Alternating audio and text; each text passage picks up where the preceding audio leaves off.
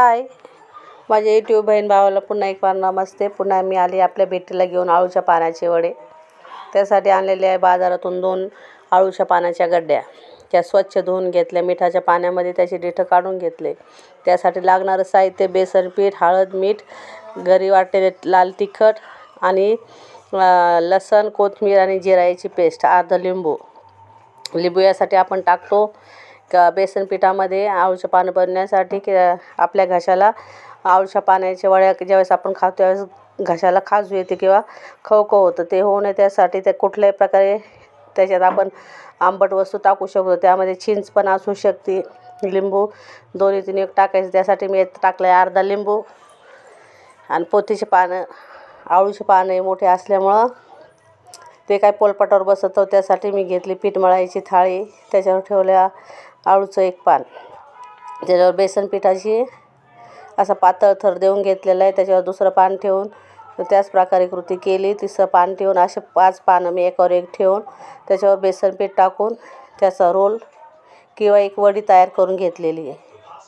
आळूची पाने आपल्या आरोग्यासाठी खूप उपयोगी आहेत आणि आळूच्या पानामध्ये व्हिटॅमिन ए, व्हिटॅमिन बी आणि व्हिटॅमिन सी आहे. कॅल्शियम भरपूर प्रमाणात आहे. हे आपल्या हाडांसाठी चांगले. ज्याला संधिवाताचा त्रास आहे त्याने पण आळूच्या पानाच्या वड्या खावं, हे आरोग्यासाठी चांगले आहे. ज्याला पित्ताचा त्रास आहे, वात आहे, त्यांच्यासाठी पण आळूच्या पानाच्या वड्या हे उपयुक्त आहेत. आणि अशा प्रकारे मी 5 आळूच्या पानाच्या वड्या तयार करून घेतलेल्या आहे. एक चाळणी घेतली, त्यामध्ये आळूच्या पानाचे ते देठ काढून ठेवले होते. त्या चाळणीमध्ये मी खाली टाकून ठेवलेले आणि त्याच्यावर आळूच्या पानाच्या वड्या टाकते. त्या देठामुळे आळूच्या पानाच्या वड्या खाली चिटकत नाही, बेसन खाली चाळणीला लागत नाही. अशा प्रकारे मी सर्व वड्या टाकून घेतलेल्या आहे आणि गॅस पेटवलेले, त्यावर मी ठेवलेले इडली पात्रात मी पाणी ठेवलेले उकळी येण्यासाठी.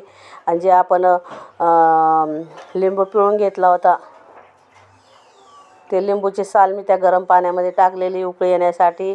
कारण आपण ज्यावेळेस ॲल्युमिनियमचं पात्र पाणी उकळण्यासाठी वापरतो त्यावेळेस ते भांडं पूर्ण आतून पाण्याला उकळी आली त्याच्यामुळं काळं होतं आहे. तर ज्यावेळेस आपण लिंबूची साल त्यामध्ये आंबट चिंच किंवा लिंबू टाकतो त्यावेळेस ते भांडं कुठल्या प्रकारे काळं होत नाही.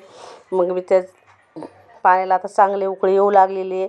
पाण्याला उकळी आलेली मी त्यावर ठेवलेली ती चाळणी ज्यावर आपण वडे तयार करून ठेवलेले आणि 15 मिनटासाठी मी त्याच्यावर झाकण ठेवून हे वडे वाफवून घेणार आहे. आपण ज्यावेळेस आळूचे पानं आणतो त्यावेळेस ते स्वच्छ धुवून घेतले पाहिजे. कारण आळूच्या पानावर कुठलं असे फवारणी केलेली असती, माती धूळ असती आणि एखाद्या वेळेस केमिकलची फवारणी असते. त्यासाठी आपल्याला ते स्वच्छ मिठाच्या पाण्यात धुवून घेणं गरजेचं आहे. आता आपले 15 मिनटं झालेले, आळूचे पानं पण वाफवून झालेले. आता ते पानं आपण काढून घेणार आहोत आणि ते थंड होण्यासाठी आपण 15 मिनिट ठेवून देणार आहोत. ज्यावेळेस ते चांगले थंड होतील त्यावेळेस आपण ज्यावेळेस ते त्याचे काप करणार आहोत त्यावेळेस ते सहजपणे कापल्या जातील. आणि गरम गरम जर आपण एक काप करायला सुरुवात केली तर ते कुठल्या प्रकारे त्याची काप होणार नाही. ज्यावेळेस आपण ते काप करणार आहोत ते आपण बारीक असे पातळ काप करून घेणार आहेत.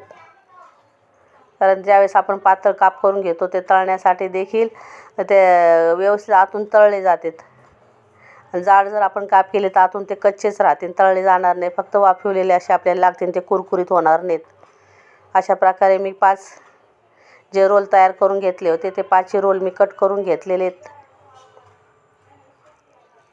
आता कढईत तेल तापायला ठेवलेलं आहे. तेल चांगल्या प्रकारे तापू द्यायचं आहे. कडकडीत तेल झाल्यावर त्यात एक अशी वडी आपल्याला आलात सोडून द्यायची. वड्या टाकताना आपल्याला गडबड करायची नाही. आलात त्या वड्या आपल्याला सगळं त्याला सोडून द्यायच्या आहे.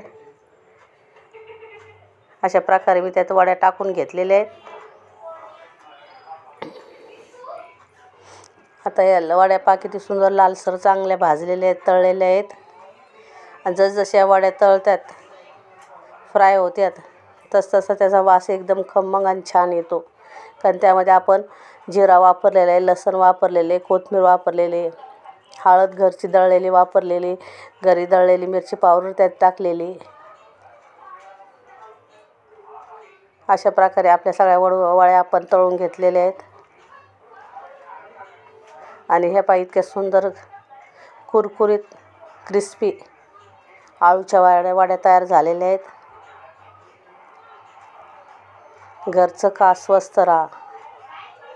आपल्या आरोग्यासाठी असलेल्या आळूच्या वड्याची रेसिपी आपण पाहिली त्याबद्दल धन्यवाद. दुसऱ्या वेळेस मी तुम्हाला कलेजीची सुकी कलेजी फ्राय याची रेसिपी घेऊन येणार आहे.